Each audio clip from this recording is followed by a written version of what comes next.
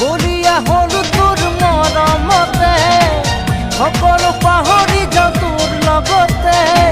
কোনেনো সজিলে তোক সেই ৰূপেৰে মৰি যাম কিয় লাগে এনে নেদেখিলে তোক এদিন চকুৰ আগতে মৰি যাম সঁচাকে মৰি যাম নাপাওঁ যদি তোক এইটো জীৱনতে